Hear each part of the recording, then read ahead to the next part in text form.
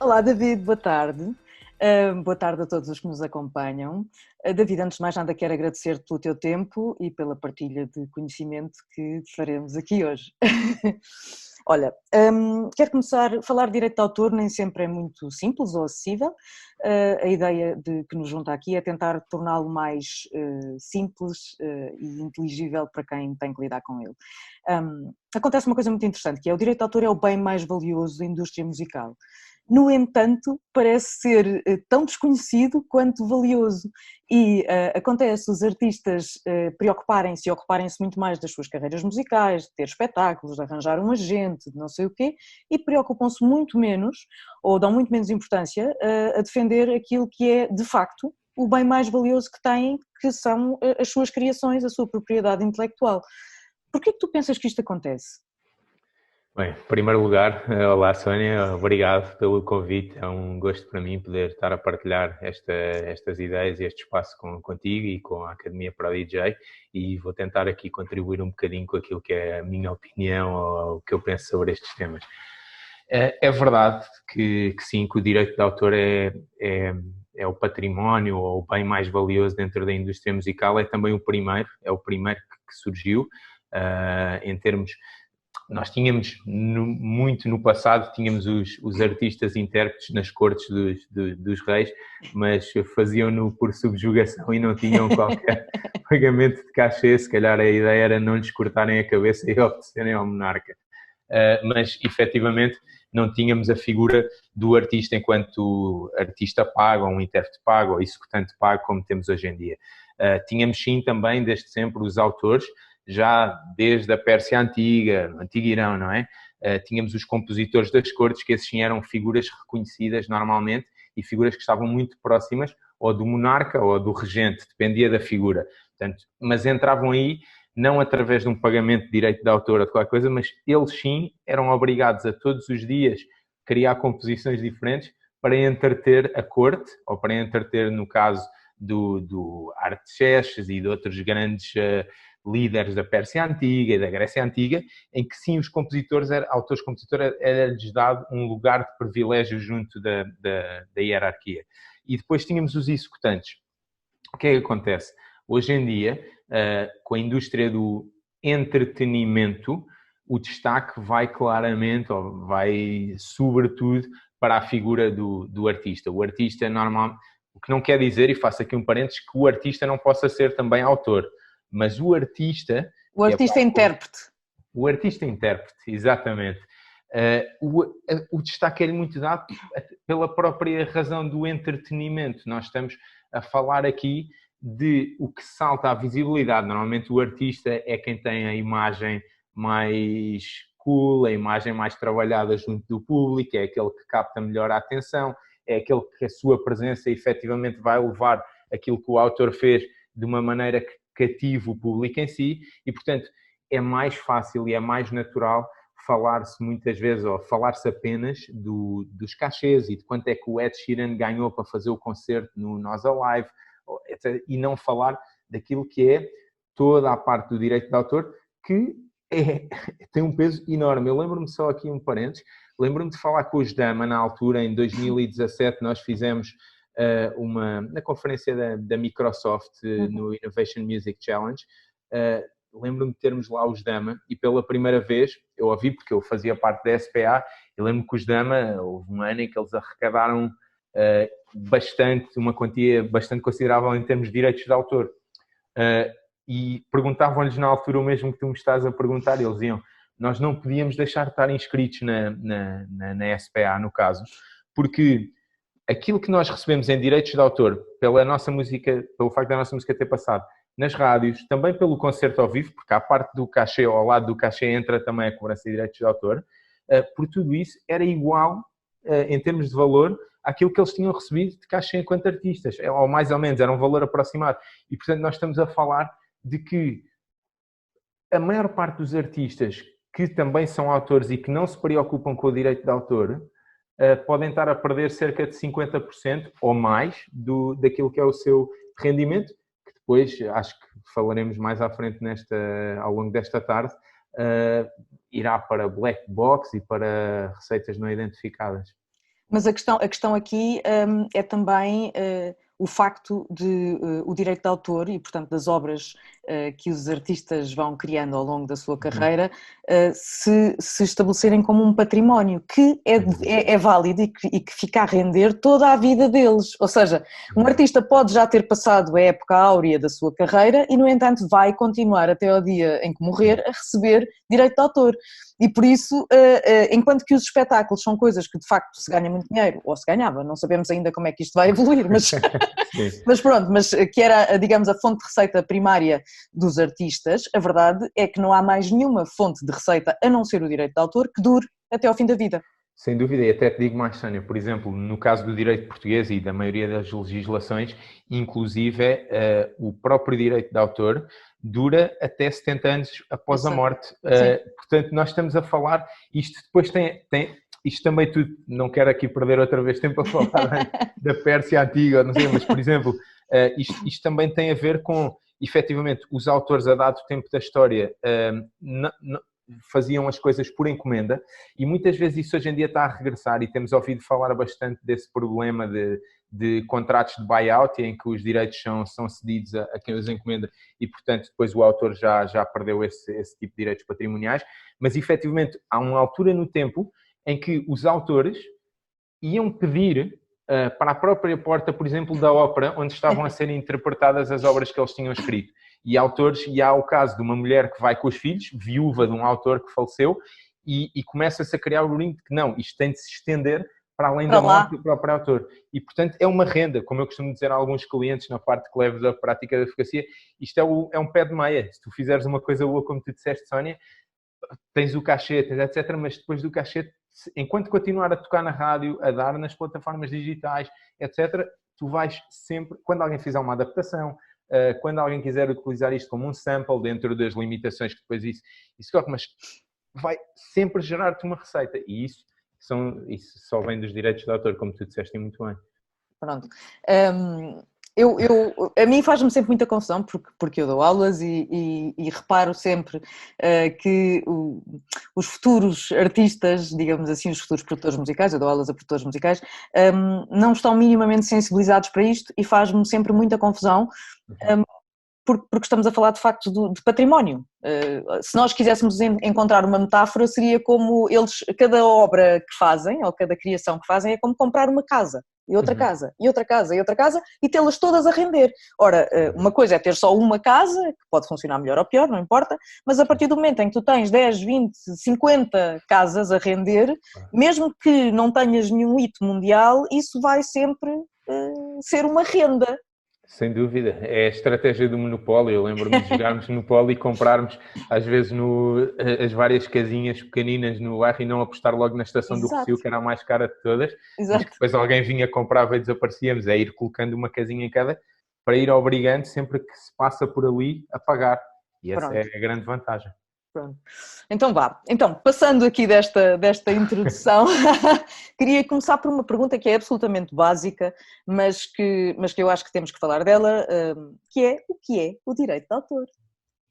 Vamos a isso. Então, tirando toda a parte histórica, que já foi da Pérsia até às óperas em França, mas sim, o direito de autor começa a ser falado, ou começa pela Rainha Ana, em Inglaterra, são as primeiras referências ao próprio direito de autor e à proteção dos criadores, mas o direito de autor, e mais em concreto aqui, para o que interessa em termos da Academia para DJ, daquilo que estás a perguntar, em termos daquilo que é os direitos que já lá vamos, mas o direito de autor é a propriedade intelectual, no fundo é um direito imaterial sobre uma criação original que alguém fez. Portanto, eu criei tentando simplificar ou pôr as coisas em termos jurídicos, a partir do momento em que eu crio uma coisa e exteriorizo, eu sou titular de direitos de autor independentemente de registar ou não. Daqui uma diferença muito grande para aquilo que são as marcas e patentes, os direitos chamados de propriedade industrial, que também estão presentes como tu sabes muito melhor que eu, estão presentes também na indústria da música e com um peso importante.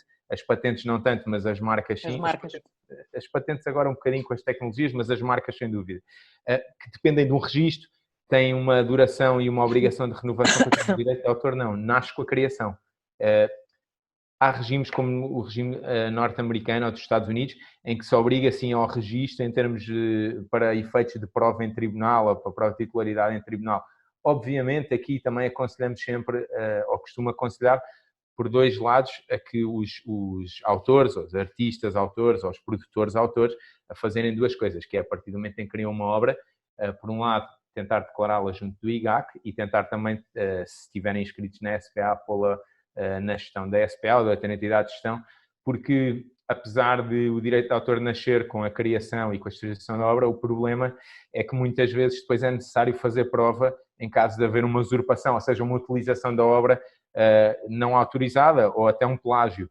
E se não houver essa atuação junto da IGAC ou até da própria SPA sem IGAC, são coisas que servem para prova. Eu sempre digo aos meus clientes ou até aos meus amigos, assim, mas o que é que eu agora queria isto? Epá, envia um e-mail para a SPA ou envia um e-mail para a IGAC, mas envia um e-mail, junta isso, ainda que não faças uma coisa certificada.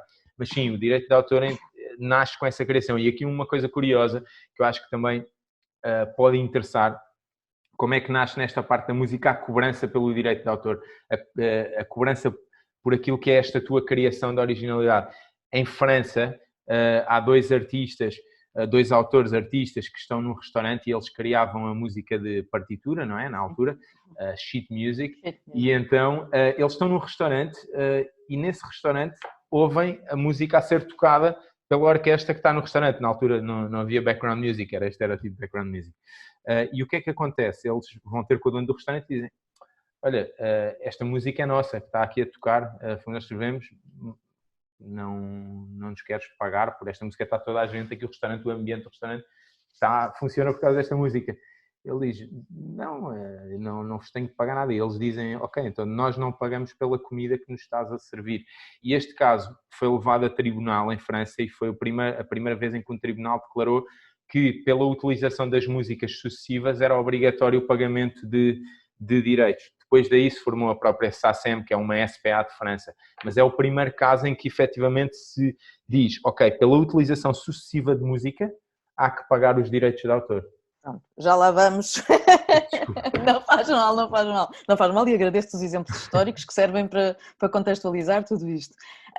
Mas acho que aqui faz sentido passarmos para a minha questão seguinte, que é: o direito de autor não é um direito. Ou seja, sobre a propriedade, sobre as criações, sobre a propriedade intelectual de um determinado criador, e aqui estamos a falar de um produtor musical, estamos a falar de uma pessoa que escreve uma letra, estamos a falar de uma pessoa que compõe uma melodia, portanto, tudo isto, como de outros autores, mas pronto, para o caso aqui interessam-nos estes, eles não têm um único direito, eles têm uma coleção de direitos sobre as suas obras. Queria-te pedir que os enumerássemos e que explicássemos cada um. Começamos pelo direito moral, o que é que achas? Ok, concordo. Vamos ao direito moral. O direito moral. Deixa-me só dizer uma coisa relativamente ao que tu tinhas dito, que é muito importante, porque efetivamente, e eu faço aqui uma meia-culpa, porque muitas vezes a pessoa refere-se ao autor e eu próprio, o autor é como se fosse uma figura assim transcendental, mas é o que tu disseste, o autor é o produtor, antigamente o autor estava no seu cantinho e fazia... Hoje, especialmente aqui nos DJs, eles são autores, artistas, produtores, editores, enfim, misturam todas as categorias. Ainda à tua pergunta, o direito de autor efetivamente define-se, digamos, em dois, ou divide-se em dois grandes campos. Estamos a falar dos direitos patrimoniais e dos direitos morais, e depois, dentro dos direitos morais e dos direitos patrimoniais, há subdivisões. Creio que as subdivisões iremos a seguir importam mais no campo dos direitos patrimoniais, saber os diversos tipos de explorações. Relativamente ao direito moral, o direito moral é um direito que, de acordo com a legislação portuguesa e com as legislações onde existe, é um direito que é inalienável, ou seja, ele não pode ser transferível do autor para outras pessoas e confere-te o direito, entre outros direitos, o direito à integridade da obra, à paternidade também, ou seja, que tenhas sempre a menção. A integridade significa, por exemplo, que a obra não pode ser modificada sem a tua autorização. Isso depois também se reflete nos direitos patrimoniais, ou tem um reflexo nos direitos patrimoniais quando se fala da questão da autorização do direito de adaptação ou de transformação da obra. Mas encontra o seu eco é encontrado nos direitos morais. É como se... Como é que eu explico isso, mano? É assim, o direito moral é como se fosse um cordão umbilical que liga aquilo que foi criado, a obra, vamos lhe chamar a música, porque às vezes a obra pode ser um bocado assim esotérico, é o que liga aquela música que foi criada àquele autor.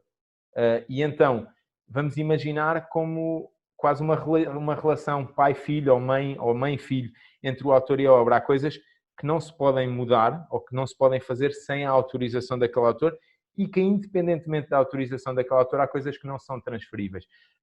Eu dou o exemplo, por mais que existam contratos de cedência de certos direitos ou de mandato para a gestão de direitos sobre uma música, um autor pode sempre opor-se, por exemplo, a que a sua música, ainda que tenha contratado uma entrega total ou uma cessão total dos direitos patrimoniais, se vir a sua música colocada, por exemplo, num vídeo xenófobo, por exemplo, do Trump, ele pode só pôr a que isso seja utilizado com base nos seus direitos morais. É o que está a acontecer com os Rolling Stones, que querem... É o que está a acontecer com os Rolling Stones. Que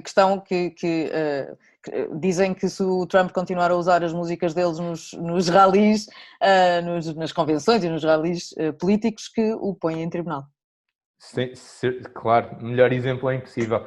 Efetivamente, o direito moral tem esta consequência, ou seja, é aquilo que nós chamamos o droit d'auteur, que é, no sistema europeu, a obra ou a música e o autor estão muito ligados, é um cordão umbilical, é quase uma relação, é como se a obra saísse do espírito do autor, enquanto no sistema anglo-saxónico e dos Estados Unidos e Inglaterra, o que acontece é que, ou essencialmente Estados Unidos e Inglaterra, o que acontece é que é visto muito numa perspectiva de business e, portanto, não há o tema do direito moral, apesar não se vê a música como uma criação do espírito de quem a criou, mas não, vê-se como um asset transacionável no mercado. E isto faz uma grande diferença, porque os direitos morais permitem coisas como as que tu estás a dizer. Não sei se queres que eu dê o salto ao direito patrimonial. Em termos daquilo que é mais business também, na nossa perspectiva de direito europeu, temos sim os direitos patrimoniais. Basicamente, os direitos patrimoniais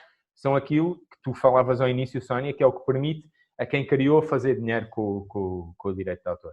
No fundo, nós chamamos o direito de autorizar ou proibir, mas e definir como, se autoriza, definir como é autorizado, quais as condições de utilização, qual o preço, mas no fundo os direitos patrimoniais são o que permitem aos DJs, aos produtores, aos autores, enfim, toda a gente que tenha contribuído para a criação de uma música, monetizar aquilo que é a sua obra e, como já percebemos no início da conversa, com impactos importantes.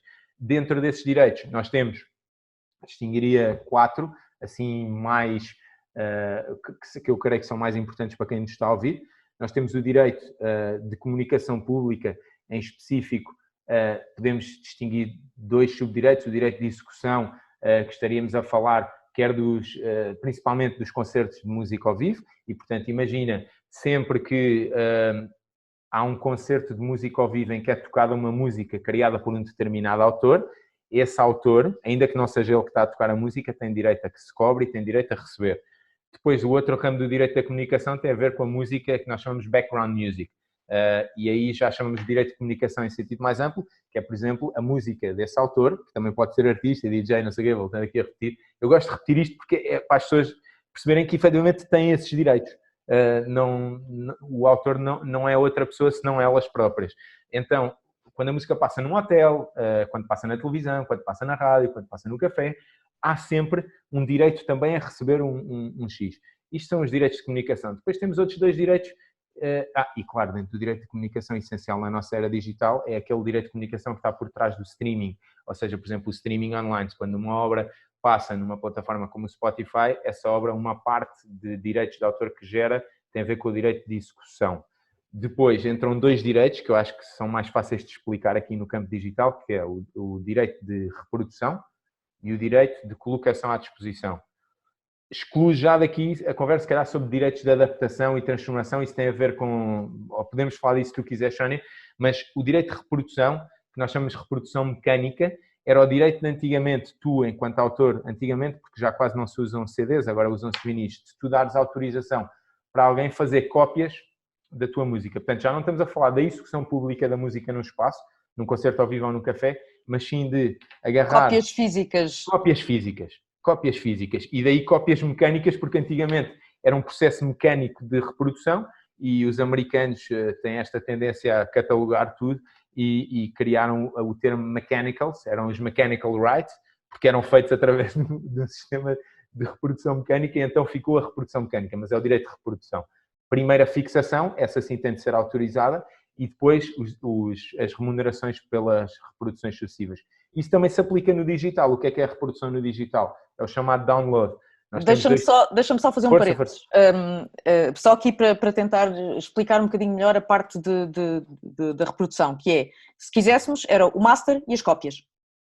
Certo. Pronto, a fixação é o master, não é? Que fixa uma determinada composição numa cópia física, num formato físico, num fecheiro, num CD, onde quer que seja, e as cópias. Que então são os mechanicals, que é tudo aquilo que é copiado vezes, não sei quantas vezes, do master. Sim. Ok? Sem dúvida. Desculpa, só aqui uma... Não tens desculpa, porque eu muitas vezes, por mais que eu queira, foge, ou acabo por fugir um bocadinho para aquelas palavras nas quais me sinto mais confortável ou que tenho de falar mais ao escrever em peças, mas sim, sem dúvida é isso, é o master e as suas cópias, a fixação e as suas reproduções, enfim, é o master e as suas cópias, que no digital nós estamos a falar do download, ou seja, no download sim, é essencialmente trabalhado a questão do direito de reprodução, portanto há uma cópia que é feita aqui em formato digital, mas que também tem um bocadinho de componente de direito de execução. Isto depois já tem a ver com os splits das sociedades de gestão, podemos falar a seguir, mas já era estar aqui a criar alguns nós. Por último, o último direito de todos que nasce com os tratados da OMPI, da Organização Mundial da Propriedade Intelectual, em 96, que foram os tratados da internet, que quiseram proteger o direito de autor na internet, é o direito de colocação à disposição. E esse também novamente se aplica no streaming. É mais, estamos a falar destes direitos porque são mais fontes de receita das quais o autor, o produtor, o DJ pode vir a receber. E este direito é o direito de colocar uma obra, é o direito a que o público aceda a uma música no local onde quiser e no momento em que quiser. Portanto, não estamos a falar de live streamings, nem de downloads, nem de webcasting. Estamos a falar de eu, por exemplo, ir ao Spotify, entrar e escolher às 11h02 da manhã, ou agora às 7h12 da tarde, ou às 6h20 ou às 23h, escolher, eu quero ouvir esta música agora, aqui no meu quarto, no meu telemóvel. Pronto, este é o direito que ficou. E é o último dos direitos que eu gostaria de fazer referência. Portanto, estamos a falar novamente de isso, direito de comunicação pública, com duas subdivisões, execução ao vivo e comunicação pública, internet ou background music, depois direito de reprodução, master e cópias, e por último o direito de colocação à disposição, que é o direito mais importante a fazer receita, para fazer receitas na internet. Ok.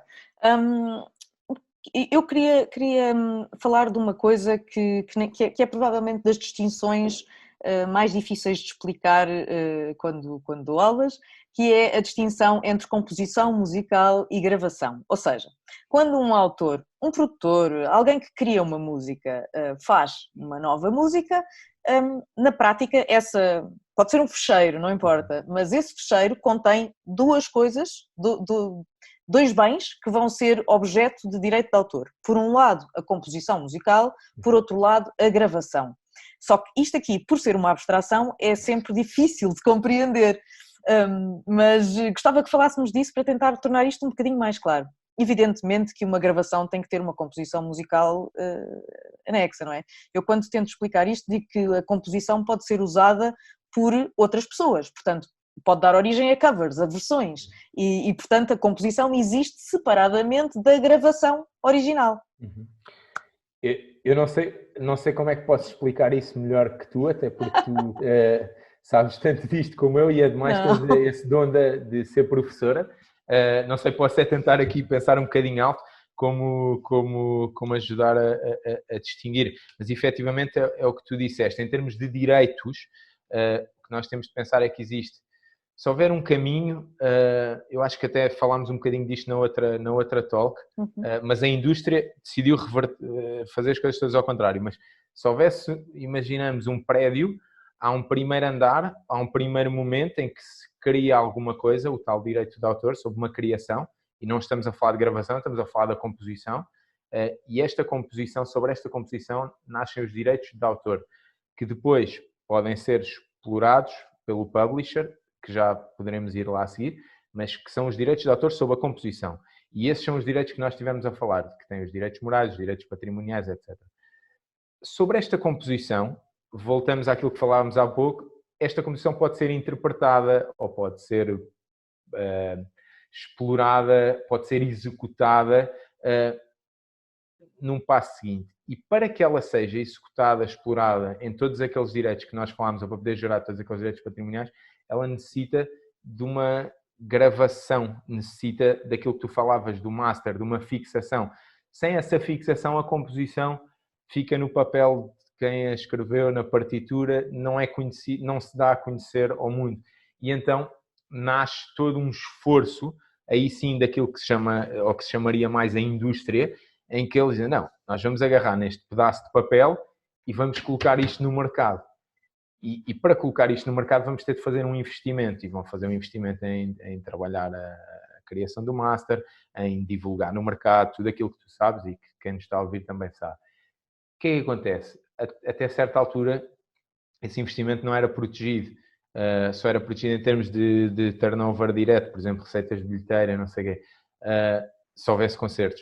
O que aconteceu? Também a Organização Mundial da Propriedade Intelectual e com a própria Convenção de Roma da proteção dos fonogramas e dos executantes, decidiu assim, nós temos de proteger quem investe em colocar um bem cultural, ou seja, a composição, no mercado.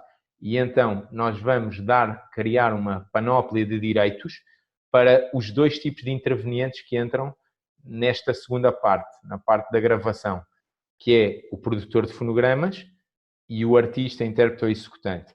E, portanto, enquanto na primeira parte tínhamos só a composição, que tinha o autor-compositor, de repente alguém teve de levar isto ao mercado, alguém teve de cantar, alguém teve de executar e alguém teve de gravar. E então entrou a segunda parte, que é a gravação. E sobre esta gravação entram, então, uma nova panóplia de direitos, que são os direitos conexos, que encontram muitas semelhanças em termos daquilo que são os direitos que eu falava há pouco, direitos patrimoniais, mas muitas vezes o que acontece é que vão por outro caminho que tem a ver com o direito de remuneração, ou seja, os direitos conexos não têm o direito de autorizar ou proibir aquilo que tu falavas do direito moral e dizer assim, eu não quero a minha música a ser utilizada aqui, ou eu posso proibir que a minha música passe num estabelecimento X, porque isso viola os meus direitos morais. O que tem é direito a receber uma remuneração pelo facto da sua música, ou da música na qual eles investiram ou que executaram, estar a ser executada, ou reproduzida, etc. E aí entram outro tipo de entidades que estão diferentes, que todos conhecem também. No caso, estamos a falar da Audiogest e da GDA, em Portugal, mas que são diferentes da SPA, e aí também, não sei, não querendo adiantar já algum tema que possas vir a perguntar, mas só para que as pessoas tenham esta distinção também, já que estamos a falar disto. Quando nós estamos a falar da composição e dos autores e dos editores, entra em jogo uma entidade, por exemplo, como a SPA ou como a Unisona, com a qual eu trabalho, e quando estamos a falar da parte dos direitos conexos, entram em jogo a GDA para a gestão do direito dos artistas, intérpretes e executantes, e a Audiogest para a gestão, ou para a proteção, digamos, daquilo que é a parte dos produtores de fonogramas. Ok, então espera aí, vou tentar simplificar aqui ou dar um exemplo que é mais fácil. Imagina, um produtor vai para estúdio e cria uma música e a seguir precisa de uma voz. Isto é um clássico, isto é uma coisa que acontece todos os dias por todo o mundo com todos os produtores musicais. Precisa de uma voz e quer uma voz masculina, por exemplo, e contacta um cantor. O cantor, por sua vez, escreve a letra e canta a letra que criou. O que é que acontece? O produtor musical é o compositor da música. O cantor é o autor da letra e da melodia que a acompanha. Portanto, se nós quiséssemos aqui, se eles tivessem que dividir os direitos, seria um split 50-50. Acresce a que o cantor também é o intérprete. Portanto, além de direito de autor, terá direitos conexos em relação à sua interpretação dessa obra. Certo? Certíssimo. Pronto. Certíssimo. É que às vezes eu penso que aquilo que complica tudo é esta sobreposição de direitos e perceber que, consoante o papel que cada um desempenha na criação, ou na criação ou na execução, não é? Porque no caso um cantor, o compositor pode compor tudo, música e letra, e por isso simplesmente ela ser cantada por uma outra pessoa que nada teve a ver com a criação, que no entanto continua a ter direitos conexos. Eu gosto muito da expressão em inglês, neighboring rights, porque é isso mesmo, são direitos vizinhos, não é direito de autor, são direitos vizinhos ao direito de autor. Sem Estão dúvida. ligados a este, mas não são a mesma coisa. Claro. Mas pronto, eu não me queria perder nos conexos. Não, mas a verdade é que efetivamente aí está, nós os juristas, por mais que queiramos simplificar, às vezes temos tendência a querer ir ali a estas expressões, e Claro. sem dúvida que a maneira mais fácil e correta é exatamente o que tu disseste. Esse exemplo é perfeito e muito depois vai passar também por aquilo que são os contratos que vão surgir desse próprio dia no estúdio, porque muitas vezes o produtor, que até foi ele quem compôs a música, aceita uma lump sum e passa os 100% dos direitos de autor, aceita um pagamento à cabeça, ou prefere ter um pagamento à cabeça e dizer, pá, eu, apesar de ser autor-compositor, eu não quero ter isto, tu pagas-me. Mas estás a falar de Ghost Producing?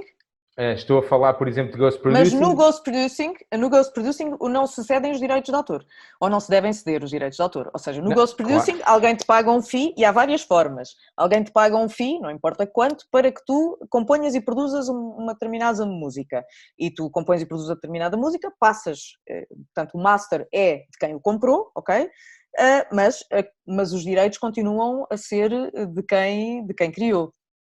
Certo, não, efetivamente em termos do Ghost Producing, sim, como tu dizes e muito bem, não se devem sequer, até porque já tive estas conversas, inclusive a jantares de aniversário, a primeira vez que tive contacto com essa realidade, ainda estava há pouco tempo na SPA, de pessoal que estava a fazer exatamente isso, mas relativamente, por exemplo, mesmo que não estejamos a falar dos casos do Ghost Producing, muitas vezes os splits, quando tu falavas dos 50-50, era aí que eu estava a querer ir, são decididos em estúdio, e é bom que fiquem decididos em estúdio antes de se querer lançar a música para o mercado. Agora, falando em terminologia não jurídica, posso dizer que já tive vários casos, e tu também terás tido, de clientes que eram produtores e que tinham sido compositores da música, portanto tinham direitos de autor e direitos conexos, contrataram ou falaram ou convidaram um artista para vir gravar a estúdio, que trouxe a letra. E quando estava produto fechado, produto final, pronto a sair e a ser lançado, começaram as discussões de quanto é que tinha sido a contribuição de cada um para cada uma das partes, e portanto, quanto é que cada um ficaria em termos de split dos direitos de autor, em termos de split dos direitos conexos. Depois, se juntares a isto, depois a entrada de uma record label, que também vem querer ficar com algumas percentagens para a colocação no mercado, complica-se mais. Portanto, não sei se isto pode ser um conselho ou não. Antes de se fechar, é bom planear tudo, se possível, ou ter, como é que se diz? Isto é expressão em inglês, in place, é ter já pronto, sim, ou ter um acordo, com a ajuda para o DJ, ou de advogados, ou do que seja, ter já uns pré-acordos, ou umas guias de como ter as coisas mais ou menos feitas antes de começar a trabalhar, porque isto... Mas há outra coisa, que é uma das coisas que eu explico normalmente nas minhas aulas é quais é que são os splits praticados na indústria.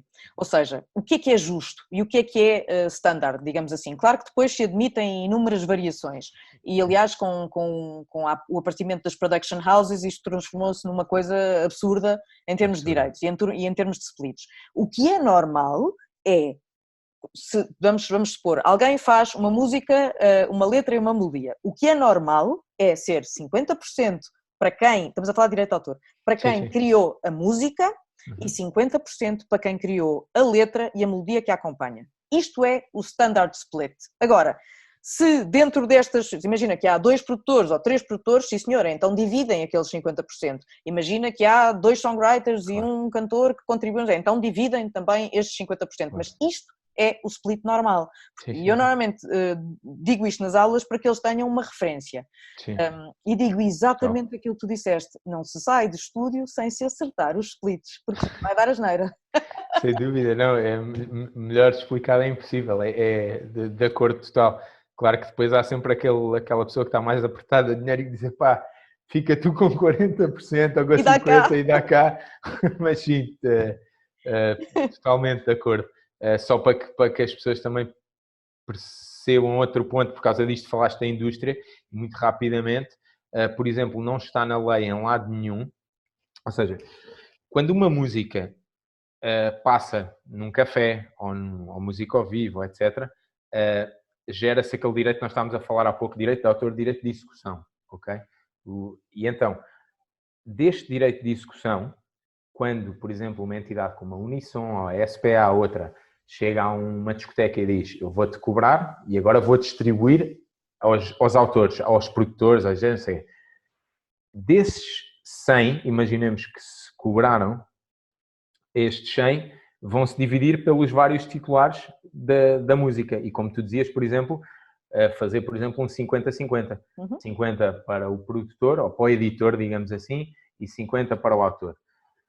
Isto não está na lei, como te diz, é prática da indústria, mas é uma prática tão forte da indústria que existe uma organização guarda-chuva das sociedades de autores de todo o mundo que se chama CISAC, que criou uma regra para as sociedades CISAC, que estão debaixo do guarda-chuva, que diz, sempre que se cobrar direitos de execução, as sociedades CISAC têm de reservar 50% desse dinheiro para o autor e 50% vai para o editor, independentemente daquilo que sejam os contratos entre esse autor e editor, que poderiam ter inclusive uma cedência a 90%, a 100% dos direitos de execução. Portanto, esse 50-50 não só é uma prática da indústria, é uma prática que se interiorizou e é uma regra de governance das próprias entidades de gestão coletiva.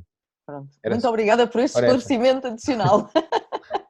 Olha, queria passar aqui um bocadinho para o funcionamento das sociedades de autores, porque acho que também há algum desconhecimento sobre como é que funcionam as sociedades de autor no mundo e como é que elas comunicam umas com as outras e como é que elas fazem as cadeias de distribuição. Tu trabalhaste na SPA, portanto, além da tua formação académica, estás completamente por dentro de como é que isto se processa numa sociedade de autores. Queria que nos desse uma explicação rápida, não precisa de ser uma coisa muito aprofundada. Sim, vou tentar desligar o complicómetro, mas pronto, quando os temas nos apaixonam como este, eu acho que, não, em termos de, é verdade, eu trabalhei em 3 realidades distintas e, portanto, posso trazer um bocadinho do input de cada uma. Trabalhei na SPA, aliás, foi onde eu comecei a trabalhar na gestão coletiva. Depois trabalhei na SCM, que é uma entidade de Cabo Verde, entidade de gestão de direitos de autor de Cabo Verde, e agora trabalho na Unisson, que é uma entidade privada também de gestão de direitos, que é a Unisson, que é aqui em Barcelona. Então, o que é que acontece? Em termos de funcionamento da gestão coletiva tradicional, das sociedades de gestão, nós temos tradicionalmente uma entidade de gestão por país ou por território. Temos a SPA em Portugal, estamos a falar de direitos de autor, não dos direitos conexos, direitos de autor. Temos a entidade portuguesa, é o que representa o repertório em Portugal, que é a SPA. Temos uma entidade em Espanha, ou 2 ou 3, no caso a SEGAI, a Unisson. Temos em França a SACEM, temos em Inglaterra a PRS, a PRS, e na Alemanha a GEMA, e nos Estados Unidos vários. Pronto. Então, tradicionalmente, e como funciona, vamos considerar todos aqueles direitos que estávamos a falar, exceto online, para os direitos offline, funciona cada entidade no seu país cobra por si e pelas outras entidades.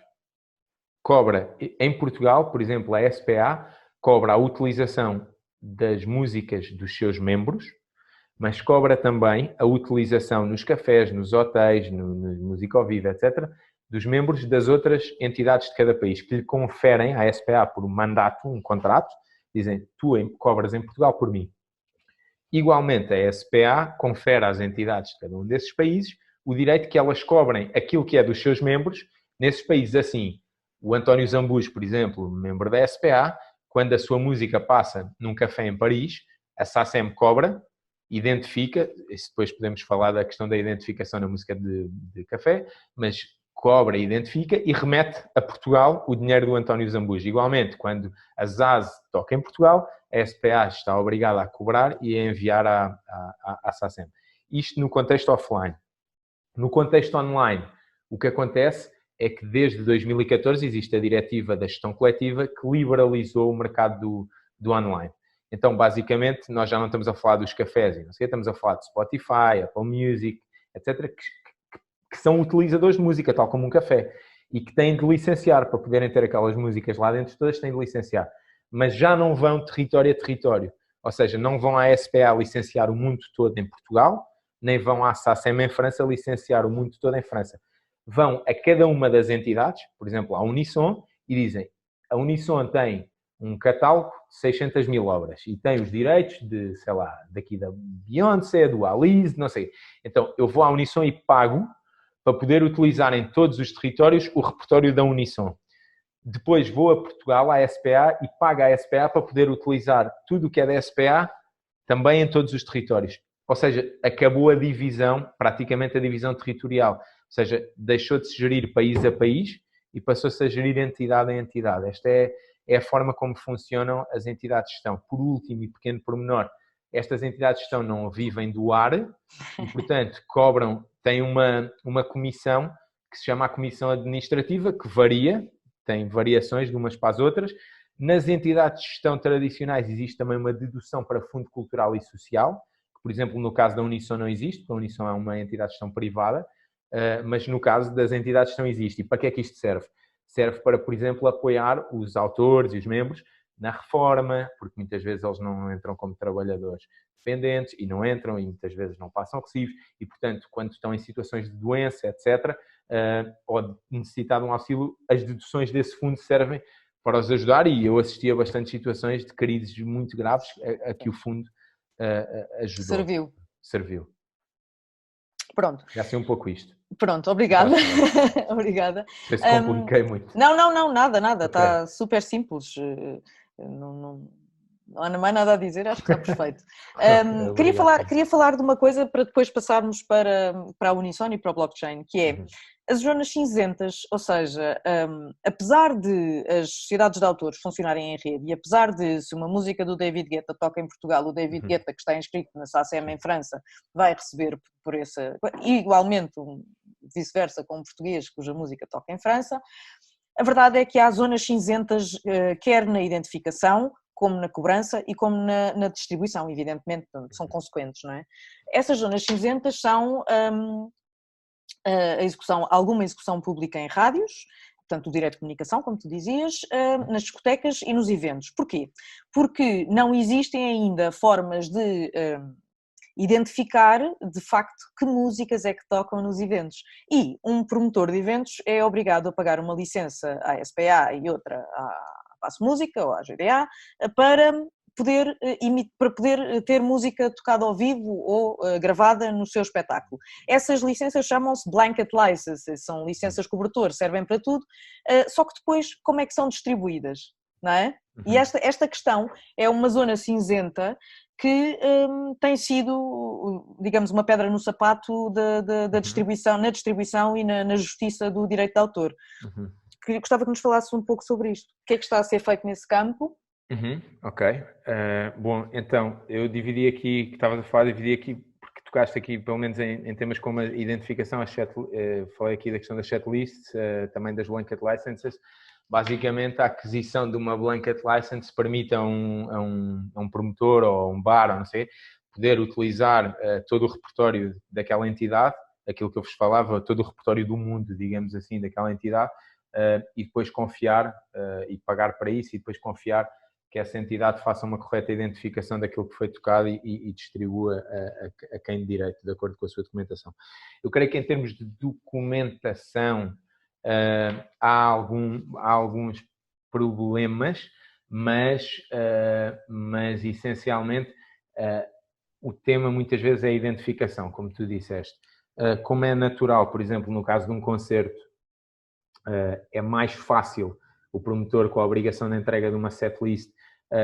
Obviamente, no Nós Alive há 2 anos ou 3, eu lembro de estar lá e ver os Foo Fighters, que iam tocar 1h30, e tocaram 4 horas, não saíam do palco, aquilo já era outro repertório, mesmo que eles tivessem declarado a setlist de antecipação, aquilo já estava no outro mundo, o mesmo com o Seu Jorge ou com outros assim. Claro que a setlist tem uma certa fidelidade e pode ser atualizada a seguir, mas basicamente distribui-se de acordo com a setlist. O que é que se faz? Há uma setlist recebida, vê-se as obras que foram tocadas e depois faz-se um match dessas obras com a documentação interna de cada sociedade e diz, ok, esta obra, quem é que são os titulares de direitos? É este e este. Ok, então vai distribuir, é este e este.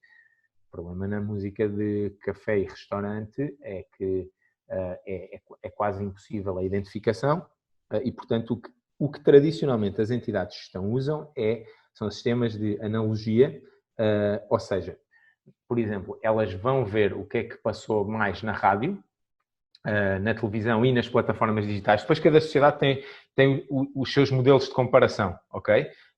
Por exemplo, há umas que escolhem usar as 3 rádios top mais os 3 serviços digitais top, outras que têm 2 rádios, 2 televisões, 2 serviços digitais, e dizer, ok, isto foi o que resultou do matching que nós fizemos para as plataformas digitais e para as rádios e para a televisão, então vamos aplicar a mesma regra ao dinheiro que entrou dos cafés e dos restaurantes e aplicá-lo aqui. Por exemplo, na SM de Cabo Verde, nós tínhamos Mas, para algum... desculpa, deixa-me só interromper-te, porque há aqui um pormenor muito importante. O problema desse critério é que ele acaba por privilegiar os grandes autores, não é? Portanto, aqueles que de facto são mais tocados, e prejudicar aqueles que não são, por exemplo, tocados em rádio, mas que não deixam de ser tocados. Se calhar, imagina, vou dar um exemplo. Tu tens uma série de artistas portugueses que tocam de facto na rádio e depois tens uma série de produtores musicais que fazem músicas mais dançáveis, etc., que não tocam na rádio, mas que tocam em N lojas e em N estabelecimentos públicos e em não sei o quê. Tu vais a uma Bershka ou uma Zara ou não sei o quê e o que tens a tocar é música provavelmente desse tipo de artistas e desse tipo de autores e não se calhar dos grandes autores da pop que passam na rádio. E portanto, esse critério de distribuição é altamente lesivo para uma determinada fatia de autores. Sem dúvida, Sónia, e aliás, eu acho que o foco aqui é sem dúvida isso e efetivamente eu acho que esse é o grande problema das entidades de gestão ainda, ou da maioria, é que essa distribuição tentam fazer o mais correto possível, ou seja, a analogia também não é um critério assim, ou seja, é tentar o mal menor. E eu digo isto, o mal menor, por exemplo, como é que nós fazemos? A Unison, por exemplo, é um modelo alternativo, não quer dizer que seja melhor ou pior. É simplesmente nós não cobramos se não pudermos identificar. Ou seja, trabalhamos com uma empresa que no caso é aqui de Barcelona também, que é a Bimat, que tem uns aparelhos que se colocam em alguns tipos de eventos, porque efetivamente, isto já vou lá outra coisa, já te explico o que ia dizer, mas em que se colocam aparelhos de monitorização, que vamos chamar-lhes umas caixas Shazam, que permitem também dentro de um café, de uma discoteca ou etc, identificar o que está a ser passado. Sabemos, por exemplo, na Holanda a Buma, que é a sociedade lá, também utiliza muito isso na música eletrónica, a PRS em Inglaterra também está a tentar fazer isso. Há exemplos. O que é que acontece? Chega a um ponto em que, porque é que isto ainda não foi implementado? Vamos pensar assim, porque é que ainda muito se recorre à analogia? Eu creio que também temos de dar a mão à palmatória no sentido de entender que há uma entidade que está a gerir e que o preço desta tecnologia ainda acaba por ser caro. Para que a gestão possa ser viável, se tu investires para colocar em todos os 400 mil cafés e bares e restaurantes em Portugal um aparelho desses, a gestão é inviável. Ou seja, aquilo que a entidade vai despender não vai compensar ou não vai cobrir sequer as comissões administrativas que tem. Agora, que isto é uma realidade, que está bem, não, tem de se encontrar a solução. A semana passada tive a oportunidade de falar com uma empresa muito interessante, que é a Audu, que ganhou agora um prémio no Midem e que também desenvolveram umas caixinhas mais económicas, que não sei agora o preço, mas são bastante mais acessíveis, para se colocar em espaços comerciais e que a ideia deles também é conseguirem terminar com esta prática que eu digo, em termos objetivos é lesiva, mas eu sei, e aí é conhecimento de causa, que não é lesiva porque sim, é lesiva porque ainda não se encontrou a solução correta para isso. E tentou-se ir para a analogia como um critério. Eu ia-te fazer aquele parênteses há pouco. Tu tens duas opções. Ou dizes, eu não cobro se não puder identificar. Ou dizes, pá, eu vou cobrar da maneira que der e depois distribuo e pode ir efetivamente para os maiores, que são os que passam na rádio. O que é que nós, por exemplo, na SM em Cabo Verde fizemos para lembro-me que eram 2 bares grandes de reggae na praia, e achámos que o critério da analogia ia dar errado porque aquilo não passava de Jorge, nem Mayra Andrade, nem Cesária, o que passava era reggae.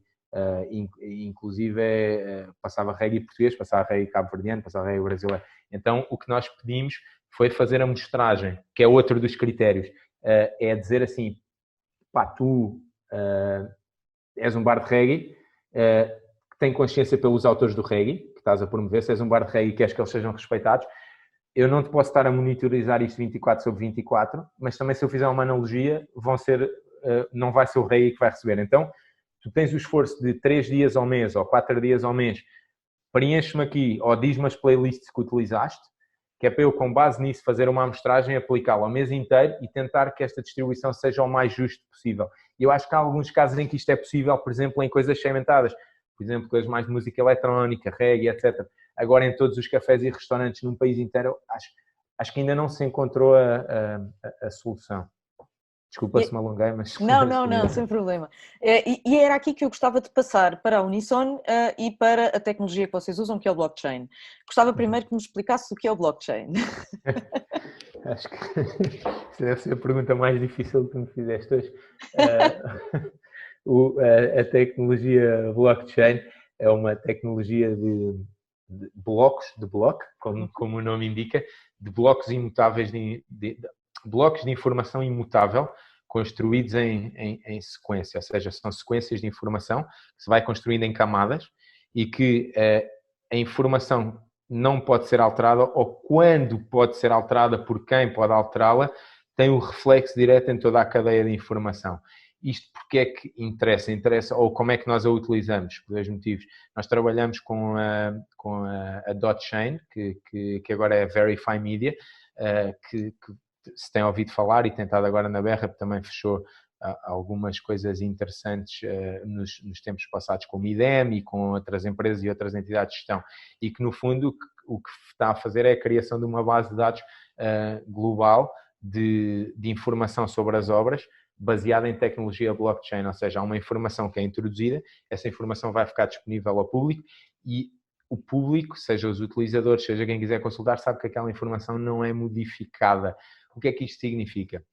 Que transparência? Transparência. Significa, eu gosto, não é ser politicamente correto, mas efetivamente eu diria que pode acontecer que em algumas entidades de gestão as obras não estejam bem declaradas, ou que estejam declaradas de uma maneira, por exemplo, as percentagens que tu falaste dos 50-50 podem estar 70-50 ou 70-30 numa, 20-80 noutra, enfim, pode acontecer, e isso pronto, não é bom para a transparência, não é bom para a gestão coletiva, não é bom para os autores e para os titulares de direitos. Então o que acontece, a utilização da tecnologia blockchain por parte da Unison é no sentido de trazer transparência ao setor, ou seja, todas as obras que nós gerimos, introduzimos essa informação que nos chega através dos nossos clientes, autores, editores, herdeiros, etc., e é inserida nesta base de dados de blockchain de maneira a que não pode ser mudada por alguém de trás de um computador. Isto permite também que, quando chegas ao momento da distribuição, consigas distribuir de acordo com aquela que é a informação que está acessível a toda a gente e que seja muito mais transparente nesse sentido. Acreditamos que este é o futuro. O problema é que a base de dados pública já se discutiu muitas vezes, inclusive tu sabes isto melhor que eu, já se discutiu a Global Rights Database, que era uma base em que tinha todos os direitos de autor e os direitos conexos. Falávamos na outra talk, Sónia, da necessidade das pessoas sentarem todas e trabalhámos todos juntos, isto é o meu portunhol, com destino a uma solução única. Que seria ter, tu sabes isto melhor que eu, mas por exemplo, Nós às vezes queremos fazer um clearance de direitos e é um pesadelo para encontrar quem é que são todos os titulares de direitos, que entidades de gestão é que os representam, no caso do direito de autor, e depois, se queremos utilizar uma determinada gravação, ou fazer enfim, quem é que era quem é que era o produtor, quem é que era o record label, quem é que temos de pedir autorização, quem é que está, se há alguma entidade de gestão também dos direitos conexos esteja a controlar isso, é um pesadelo total. Eu sei. E a ideia de uma base central, eu sei que tu sabes e sabes melhor que eu. Não, há N histórias de pessoas que demoraram anos para conseguir fazer uma nova versão, encontrar a pessoa que cantou aquele tema. É uma dor de cabeça gigantesca. E tu tens uma história recente de uma versão nova do Touch Me do Rui da Silva que demorou um ano, porque foi preciso encontrar a cantora original, pedir-lhe autorização, enfim, todo o processo de clearance que é preciso fazer para que tu consigas legalmente fazer uma nova adaptação, uma nova versão, etc. Pronto, por isso, claro, sim, e depois sim. pode não sair na altura que tu queres, quando era suposto sair, estraga-te, enfim, isso já não é bem o meu setor, é sem dúvida o teu, mas pode, calculo eu, pode Sim, pode estragar estratégias, pode fazer, claro que sim, claro que sim. A estratégia toda. Agora, relativamente ao blockchain e à transparência, sim, nós advogamos na Unisson, pela transparência no setor, o que não quer dizer que o setor não seja transparente, quer dizer que há uma parte do setor que ainda não é transparente e que sim, temos de ter transparência quer na documentação dos direitos, quer na distribuição. Também acreditamos, falando do último ponto e também não me alongando mais, na questão de naquilo que é possível distribuir rápido, ou seja, no que respeita ao online, às cobranças que nós fazemos no online, nós temos o compromisso com os nossos clientes de fazer as distribuições até 30 dias depois de ter recebido. Isto implica, claro, um esforço maior em termos do trabalho de identificação e de etc. Trabalhamos com os nossos parceiros da Bemate, também temos uma plataforma única que nos permite estar confortáveis ao dizer isso. Sabemos que, por exemplo, no caso da música que é offline, é muito mais complicado fazer isso nos 30 dias pós-cobrança. Mas a ideia, e acho que as entidades estão também irão a caminhar nesse sentido, acompanhar, e muitas delas já estão a fazê-lo, é a transparência no setor. Porque eu dou-te o exemplo, saíram notícias, eu lembro-me de estar em Portugal, e qualquer notícia que saísse sobre uma entidade de gestão noutro país sobre falta de transparência, tinha impacto direto, porque havia sempre um hotel ou alguém que ia dizer, mas vejam o que estão a fazer em Espanha, ou vejam o que se está a passar no centro. E é tal como funciona para o bem, aquela rede global que falávamos há bocadinho, do António Zambujo saber que quando a sua música está a passar em França, a SPA, através da SACEM, vai cobrar e vai-lhe chegar ao fim do mês, também funciona pelo outro lado, que é, se houver um problema com a sociedade francesa, esse problema também se vai sentir em Portugal e por isso é do interesse de todos esta transparência global. Então deixa-me fazer-te algumas perguntas práticas. Imagina, um autor português que está inscrito na SPA pode inscrever-se na Unisson? Como é que isso funciona? Sim, pode. Pode e sim, pode. Pode e deve. Não pode e deve. Eu acho que são entidades diferentes, com âmbitos de... A gestão coletiva é a gestão coletiva, como eu te expliquei, há aquelas diferenças de há pouco. Por exemplo, a SPA tem uma dotação para fundo cultural e social que a Unisson não tem, o que implica uma dotação extra, mas por outro lado, a SPA apoia se calhar na doença e na saúde e a Unisson não pode fazer isto. Isto depende muito do tipo de titular. Estamos a falar, por exemplo, de qual é o interesse de um editor, qual é o interesse de um autor. Acho que não podemos pôr assim tudo preto e branco. O que é que acontece? Um autor pode sim inscrever, por exemplo, na SPA para os direitos, por exemplo, offline no mundo inteiro e na Unisson para os direitos online no mundo inteiro. Ou poder se inscrever na Unisson para os direitos offline em Espanha e para a SPA em todos os direitos no mundo todo. Enfim, o que acontece é que, por causa da tal diretiva que eu falei de 2014, as entidades de gestão foram... como que se deu a direção de que as entidades de gestão devem permitir que os seus membros possam dizer para que territórios querem os seus direitos e que direitos é que querem. Depois, outro problema é se o sistema internacional está ou não preparado a 100% para isso. que já é outro tema. O que temos vindo a sentir no caso da Unisson foi que uma grande maioria dos nossos membros veio efetivamente da SEGAI, que é a Sociedade Espanhola, retirando na sua maioria os direitos de gestão online, que tem sido o nosso core business, ou seja, a gestão, as cobranças às plataformas digitais, a estas plataformas de live streaming, etc., mantendo na SEGAI espanhola os direitos de cobrança nos cafés, hotéis, restaurantes, etc., e conferindo à Unisson ou o online ou também as televisões e as rádios. E nesse sentido, sim, eu acho que o autor e o editor hoje em dia, e daí agradecer-te imenso também, porque acho que em nome também dos meus amigos e dos meus clientes e tudo, porque acho que é importante os autores e os editores terem a noção de que hoje em dia eles próprios foi-lhes dada a possibilidade de escolher e para lhes ser dada esta liberdade de escolher, isto teve impactos muito grandes em toda a gestão coletiva e também em todo o sistema de como os DSPs ou as plataformas se organizam. E se eles souberem que podem escolher e decidir qual a opção que preferem. Está bem. Estamos a chegar a 1 hora. Agradeço-te imenso, David. Muito obrigada pela tua disponibilidade, pelo teu tempo, pelas tuas explicações muitíssimo sábias. Às vezes com o complicómetro. Não, está. Eu gosto dos exemplos da Pérsia. Não, sabes que eu descobri isso há uma semana, aqui também se alongar muito, porque estava a ler o último livro do Amin Maalouf, e ele fala exatamente disso e do papel dos compositores a dada altura, e eu achei bastante interessante, porque tem dados históricos, e achei, olha, realmente os compositores tinham um lugar bastante alto na corte da Pérsia. Mas também eram obrigados a fazer não se podia tocar a mesma música.